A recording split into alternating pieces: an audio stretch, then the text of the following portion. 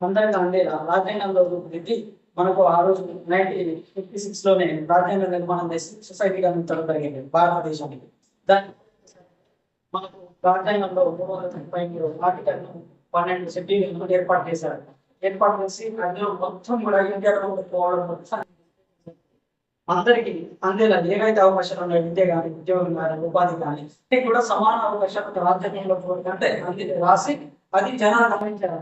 So అంత పెద్ద వ్యక్తిని రాజ్యాంగ పరంగా అతను సాధించినటువంటి ఎన్నో హిస్టరీలను అతను సాధించినటువంటి ఎన్నో డిగ్రీలను అవి అన్ని దృష్టిలో పెట్టుకుంది అతని జయంతి అనేది ఏప్రిల్ 14న కేటాయించడం జరిగింది. సో అతని పుట్టినరోజే జయంతిగా జరుపుకోవడం జరుగుతుంది.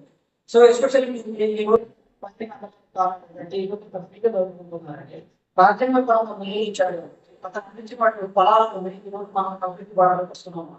ఏవైతే పెట్టాలి లేదా మీరు స్కూల్లో చదివారు అన్ని సిస్టమేటిక్ జరిగే అంశాలను మొత్తం కూడా ఒక ఇండియన్ కాన్స్టిట్యూషన్ లో మొత్తం ప్రొవైడ్ చేయడం జరిగింది.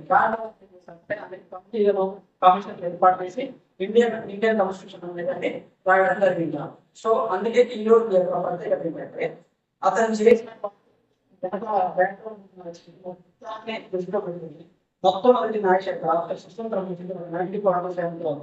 న్యాయశాఖ మంత్రిగా కూడా అతను పనిచేశారు. అంటే అతనికి ఏమైనా డిగ్రీలు ఉన్నాయి, ఒక్క డిగ్రీ అని కాదు చాలా రకాల డిగ్రీస్ ఉన్నాయి.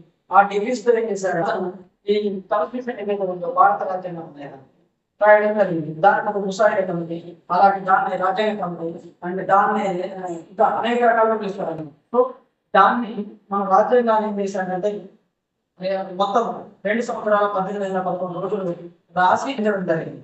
అందులో ఉన్నాయి మొత్తం కొంత అలాగే ఆర్టికల్స్ ఇవన్నీ కూడా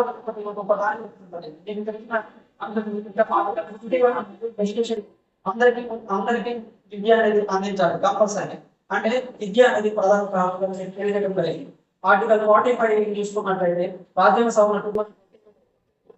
దాన్ని కూడా ఏం చేశారండి విద్య ప్రధానంగా చేర్చడం జరిగింది. అంతకుముందు రాష్ట్రంలో కేంద్రంలో రెండింటి తర్వాత రాష్ట్ర ఇచ్చారు. ఇలాగే ఇవన్నీ కూడా ఎవరైతే బ్యాక్గ్రౌండ్ అంటే ఎకనామికల్ వీకర్ సెక్షన్స్ ఉంటారు వీళ్ళందరికీ కూడా ఏం చేశారంటే పూర్తిగా ఒక విద్య కానీ ఆరోగ్యంగా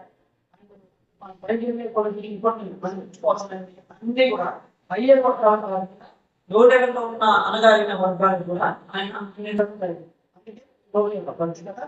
ఏప్రిల్ 14న అతని పుట్టినరోజు జరుగుతున్నారు. కాబట్టి ఈ అంశాలన్నీ కూడా మీకు తెలుసుకుంటాను. ఓకేనా? Thank you.